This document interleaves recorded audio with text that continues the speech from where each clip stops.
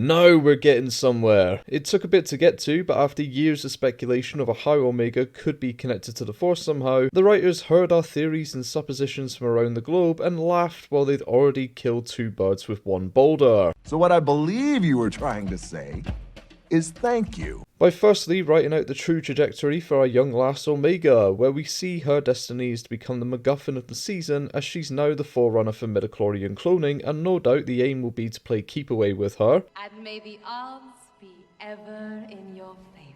And secondly, we fucking strike the ground running with full steam toward this. Somehow Palpatine returned. As we officially lay the pieces out and start to realise how this wrinkly old beanbag keeps himself going later on in the timeline, and it all starts with the literal blood of a child. Excuse me, the fuck did you just say? Did I stutter? So, yeah, that's another thing. But in all seriousness, this was a delightful installment from the Batch's third and final season that capped off a tremendous 3-part opener that set the tone for the season extremely well and saw the stakes risen for all involved, all while showcasing the incredible depths this series can go to with its rich subtext, brutal consequences, phenomenal creativity, and stellar filmmaking that has all worked to characterise the show as one of the greatest to come from the age of Disney Star Wars. Did I stutter? And this has confirmed my beliefs as well that while I disagree with a lot of what Disney has done to Star Wars over the years, they can occasionally get it right. When the correct people are involved, of course. Namely, those who legitimately care about the content they produce, the direction of the franchise, and they don't just try to smear their asses across the counter in protest of everything that George Lucas designed. Bad Batch will go down as one of the last successful outings from this age of Star Wars that prioritises the fans and amazing storytelling above anything else, without any aggressive attempts to push agendas or ideologies in place of any creative potential. Perfectly balanced, as all things should be. So for how little time there is left for this group and the sense of familiarity that they possess, I'm going to savour every second from here, as I was hesitant to begin with entering this arc, but coming out the back of it, I'm in for the ride, with all the excitement of a 5-year-old once again. So without further ado, let's get into episode 3. Obviously not that one! So right into it, we start things here where we left off, with Omega continuing her usual routine where she's getting more samples taken, and as this is occurring, Hemlock walks in with Nala Se to confirm that they have a guest arriving today, and so he wants Emerie to continue with the blood tests in place of Nala while both he and she show their guest around. My lord. Stormtrooper. My lord. Stormtrooper. My lord. Stormtrooper. My lord. Stormtrooper.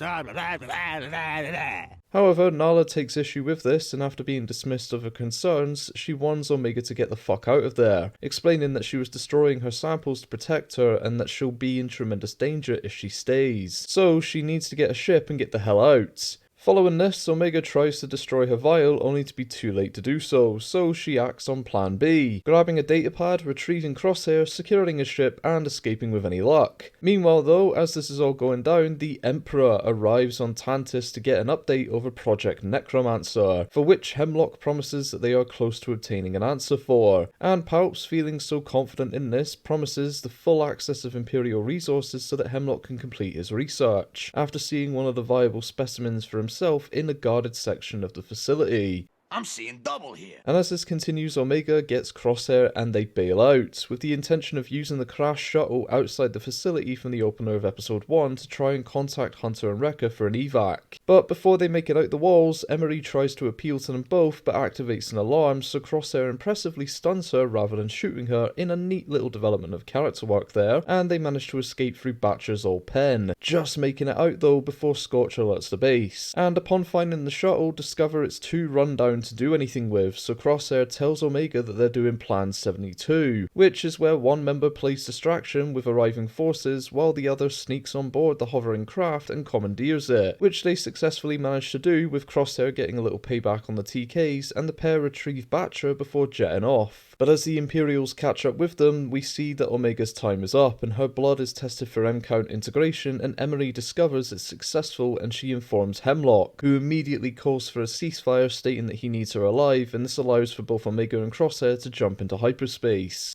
motherfucker. Now, as fascinating as things are over the biggest revelations to come from this latest entry to the Bad Batch saga, I have to take a second and commend this series for continuing to act as an example for what all Star Wars shows should fucking be. The problem with a lot of the works recently, and mainly the live-action workings from Disney Lucasfilm, is they're underwritten, overproduced, half-baked, starved of passion, and hollow in their creativity, despite possessing the makings for a great showing when you have titled characters at the helm like Kenobi and Fett. But where the animated shows like Clone Wars, Rebels, Tales of the Jedi, and Bad Batch excel by comparison is by sticking to what engages people the most, and that is the craftsmanship and consideration to its characters, plot, and world building, the three fundamentals to nail when designing any story. We've seen from the past 2 seasons of Bad Batch that the writers for the show only care about making you see these characters for everything they are and can be, not what they selectively love about them or would prefer for you to see instead. Is that like a personal attack or something? Everyone in the show is organically over because we see them, we connect with them, we feel their struggles and witness their tribulations on an intimate level, and understand the perspectives that they possess, because there are motivations behind their actions, history behind an interaction, and often trauma behind a decision that can heighten the drama. And it's this degree of thought toward your cast of characters that is something we just don't see that often anymore. The Bad Batch were already a lovable group upon their arrival due to their distinct personalities in Clone Wars shining through to make one of the most memorable arcs in the show's history become so significant, and people were generally content with what we got then, but to then go further with that concept and bring them all back as the foreground focus to a larger narrative involving their future in an ever-changing galaxy that wants to see the extermination of their kind, sold many seats just for that premise alone.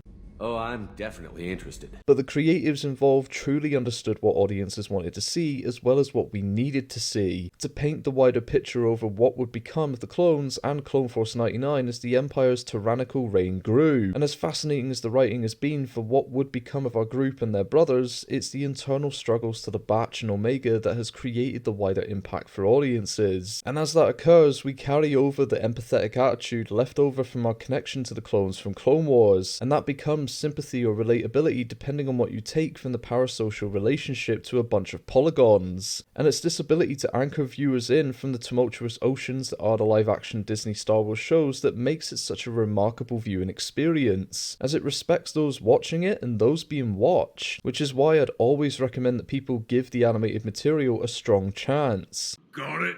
But moving on to this episode itself, it was quite the accomplishment this time round compared to its predecessor, as it showcased the scale and breadth of what this season wants to achieve for its final installment and what it wants to do for the sequels, which shouldn't be the Bad Batch's responsibility to bolster, as Kathleen, JJ and Ryan laid their bed with that series of unfortunate events, but here we are, staring down the barrel of a series that seeks to reaffirm those events and establish Palpatine's desires for life beyond the natural parameters of what a human should live to as starting here. Marge, I'm confused. Is this a happy ending or a sad ending? It's an ending, that's enough. But to the credit of the writers, they've added a sense of mystery to this revelation despite the awareness that many would have for it, and rather impressively, with the context of the clones involved and the sight of their dire future ahead, they've made it make sense, and better yet, not allowed it to feel shoehorned in there. Palpatine's use of the clones at this point is undoubtedly abhorrent, vile, and disheartening to say the least, as it involves such a beloved cast of copies, but equally what this does too is add a little credibility to his scheming and forward thinking, where before I've shat on him for willingly attempting to reconstruct the Death Star, knowing what became of the first one and never really improving on the design. But what makes him feel a little more credible here is for employing individuals like Dr. Hemlock to press the advancements of Force-sensitive cloning for his own agenda, and therefore creating a double-edged sword that can kill the galaxy twice over. Firstly with the clones' programmed virus that wiped out the Jedi and many of its followers, and then the use of their bodies to fuel his continued existence to keep that reign over the galaxy. It's clever now, but when the two are isolated, only one of those plans actually made any sense. No, he's got a point. But the reveal of Hemlock's work here gives us a basis for how Palps evolved as he did in Rise of Skywalker, and it gives us a stop point too to what actually worked. Because, as I mentioned in my episode 1 review, the sight of Mount Tantiss and all the research conducted here must go up in flames, otherwise we wouldn't be witnessing the continued experimentations in episode 9 and wouldn't have need again for this scene. Somehow Palpatine returned. Dumb cunt. But what's most curious here is the fact that after possibly hundreds of clones being tested and torn apart that for the sake of one man's ego, it was Omega that held the key to making this possible. And Nala Se clearly knew something about this, given that she told Omega to bail out, which leaves two possibilities for me currently, as either firstly the Kaminoans were willingly conducting their own experiments with the Jango Fett gene sample and somehow figured out that midichlorians were in her or could be added, or secondly they were instructed to investigate this possibility much earlier than we thought, and discovered that it was possible through the works on the Zillo Beast, for example, following its own dormant connection hinted at in Clone Wars, and from there human testing began, which is where Omega became the first promising sign of the M-count reproduction, and after a battle with their conscience, the Kaminoans felt the risk was too great, so deleted any information they had except for Omega, who herself is another question where she's either full of midichlorians due to the experiments conducted on her and unknowingly possesses the Force, or more likely she's just had the correct coding inside of her that can accept Force-sensitive riddled blood to make transference possible. It's so dumb. It's so dumb, it's brilliant. No! It's just dumb! But this opens another layer in Pandora's box where I'm curious to know if this means that Omega is uniquely special compared to her brothers, and also does this impact Boba too, given that both are unaltered specimens who don't have any of the age accelerants or programming compared to the rest of the clones, and if so, is it only unaltered clones that possess that potential, and if that were the case, could more clones be designed from her and that's why Hemlock needs her now? Well, you got me.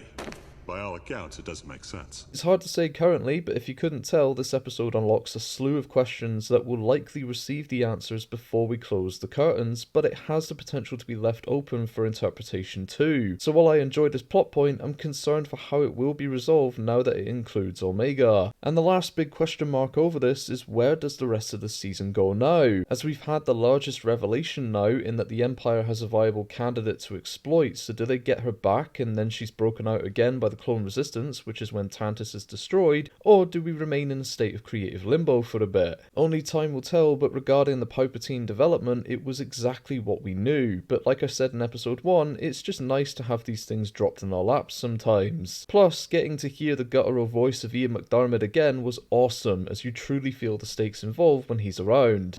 There is nothing of greater importance to secure the future of this empire. However, there's a concern I have around his inclusion here and the lines that he was given, where he stresses the importance of discretion around Mount Tantiss and makes it clear to Hemlock that if anyone discovers this place, he will personally be held accountable. But as we see, Palps' fears are about to become reality with Crosshair and Omega's breakout, and we know from trailer footage that Crosshair will reunite with Wrecker and Hunter, as in the opening seconds of the teaser we can see him stood on the ramp of Fee's ship and inside of the turbo tank alongside Hunter too, meaning that its existence is most likely out there now. So if the secret was to be leaked and Hemlock couldn't resolve things, could Palps send his greatest enforcer? All I'm saying is that they have the character model from season 7 and James has signed off on AI using his voice, so there's a chance that things could really end bad for our group should things play out as simply as that and Crosshair gets the information back to Hunter and Omega is recaptured. Why would you say that? Moving on though, the other fundamental of this installment is how much we expand on the relationship between Omega and Crosshair. A duo that had a hesitance between them before, mainly from Crosshair, were thrust into action here thanks to Omega's quick exit idea, and quickly exemplified how Clone Force 99 operates, with how they worked almost seamlessly off of each other like they never had before. And it was an awesome sight to witness when you consider that Omega's been working on building a connection with Crosshair for longer than we've actually seen, stemming back to season 1 when she first approached him. But until now, she was never able to break that mental and emotional wall that Crosshair had thrown up. But once our young lass was able to bring things down, she developed their relationship further in a time of need. And it only took about 5 months or so to achieve such a feat.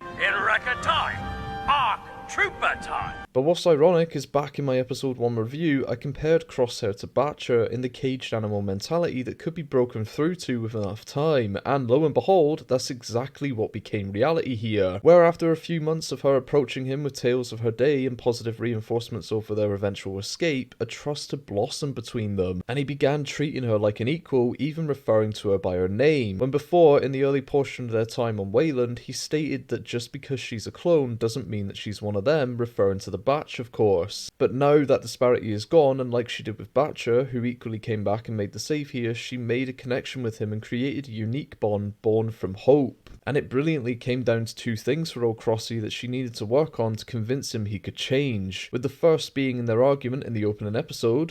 You trust too easily. Maybe you don't trust enough. Which was then added to by his remarks of, I'm not them.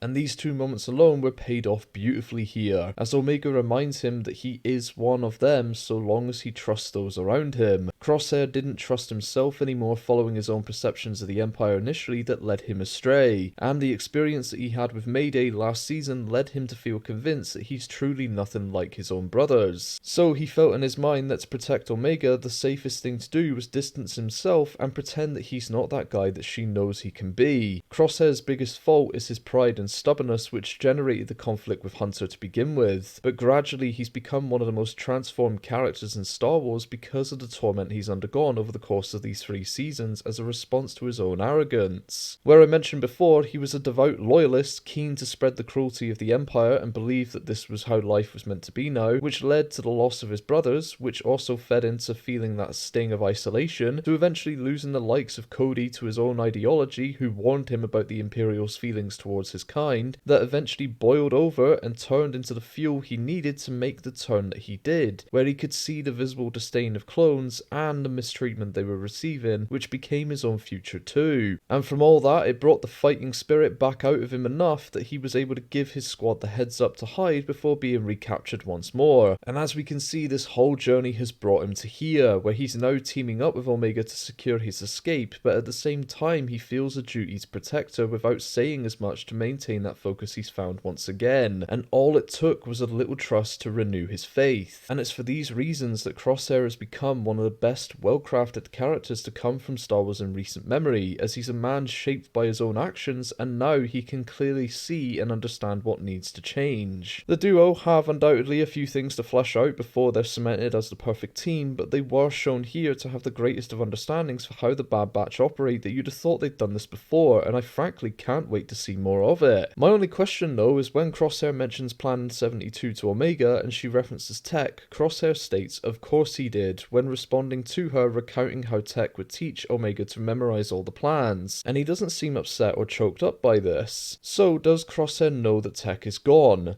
By all accounts, it doesn't make sense. If he doesn't know, that's something I think is imperative to witness on screen to fully evolve Crosshair into the new man that he is, but if it has already happened off screen, then you could say that that is what worked in his favour for this character shift because of the selfless act from Tech, moving his heart in the right direction. I salute you, sir. But to wrap up this review, I think the works with Emerie are interesting and something I'd love to learn more of, but understanding exactly how Omega factors into Project Necromancer now and the threat against her, coupled with the trajectory of her and Crosshair potentially next episode, I can't say that I'm burning to understand more at this point. And the threat of Hemlock is a big one for me still, as he appears to be the show's answer to Thrawn in his calculating, cold, brutally efficient style of villainy that could still enact something disturbing on the group to try and retrieve Omega, but as it sits right now, I'm profoundly pleased with how this opener to the final season has begun. Everything so far has been exhilarating, atmospheric, intense, desperate, and narratively compelling, even if it is again tied to the sequels.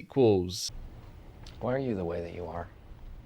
Honestly, every time I try to do something fun or exciting, you make it not that way. The visual imagery for this one was executed extremely well, with the use of the centrifugal device acting as a countdown too before Omega's time ran out. The continuity to itself already is always a joy to see, with Batcher coming back for the save in this as well, and the prominence of the Empire here was stronger than ever before, signifying the end of days for what we once knew. And to be honest, if the direction of this final season has a clearer goal, it's just a case of what becomes of our core cast of characters, considering we only know of Rex, Wolf and Gregor making it out of this alive. The vocal strength to this premiere was stellar, with Michelle and Dee putting in the work for their respective characters, whilst Jimmy Simpson continues to breathe life into the central antagonist of Hemlock, and as I said before, the return of Ian McDiarmid was an absolute delight. The musical composition and direction of the series adds another dimension to it thanks to Kevin Kiner, and if I had to pick a favourite episode so far, I would actually go with this one, strictly based on the balance that it possesses, as it offers a cathartic result for the time spent watching the series so far. But But Paths Unknown hits on another level, exploring the emotional strain for our remaining members, while Confined comes last for me as the successors to it provide much more meat on this bone, though that isn't to diminish the strength that it possesses alone either. So that leaves me to say that if the remainder of Season 3 is as strong as this little series of episodes have been, then we're in for a fucking treat, as the batch are underway to complete their one last mission. Anyway though, that's all I've got for today. If you like this, be sure to hit the thumbs up and subscribe for more like it down the road, and until next time everyone, take care, and may the Force be with you.